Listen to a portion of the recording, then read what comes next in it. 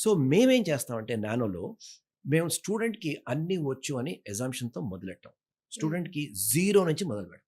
Okay. Okay. చాలా కాలేజెస్‌లో especially corporate కాలేజెస్‌లో ఏంటంటే స్టూడెంట్ ఆల్రెడీ ఒక ఫౌండేషన్ నుంచి వచ్చాడు. హ్మ్. ఫౌండేషన్ తీసుకున్నాడు అన్న అజంప్షన్‌తో మొదలుపెట్టి ఫస్ట్ డే నుంచి ఎక్స్‌ప్రెస్ స్పీడ్‌తో సబ్జెక్ట్‌లు, టాపిక్స్ అలా కంప్లీట్ చేసేసి సెకండ్ ఇయర్ కల్లా జూన్, జులై కల్లా సిలబస్ కంప్లీట్ జేసేసి, ఆ తర్వాత రివిజన్‌లంటూ ప్రోగ్రామ్ పెట్టుకొని స్టూడెంట్‌కి ఎవరికైతే ఫౌండేషన్ వీక్‌గా ఉంటుందో ఆర్ హ్మ్. ఫౌండేషన్ తీసుకోపోయి ఉండొచ్చు.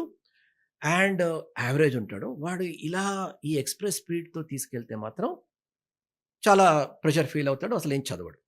సో, మేమేం చేస్తామంటే టైమ్ ఇచ్చి స్టూడెంట్‌కి ఓకే. ఈక్వల్ టైమ్ ఇచ్చి ఫండమెంటల్స్ నుంచి చెప్పుకుంటూ అండ్ ఈ స్టడీ ఈ ప్రాక్టీస్ అవర్స్ ఉంటాయి. మా మా ఏంటంటే మా అకాడమిక్ ప్రోగ్రామ్‌లో 3 పిల్లర్స్ ఉంటాయి.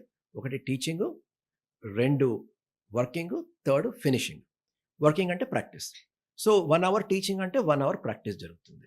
హ్మ్. సో, ఈ ప్రాక్టీస్ టైమ్‌లో స్టూడెంట్స్‌తో పాటు కూర్చొని వాళ్ళకి ఎటువంటి డౌట్స్ వచ్చినా కూడా క్లారిఫై చేసుకుంటూ ముందుకెళ్తాం. సో, ఆ రంగా ఒకటి భయం పోగొట్టాలి. ఆ తర్వాత ఆ స్పీడ్ అన్నది, ఆ పేస్ ఆఫ్ ఇన్‌స్ట్రక్షన్ అనేది కరెక్ట్‌గా నడవాలి. సో, అది మనం చేపిస్తాం.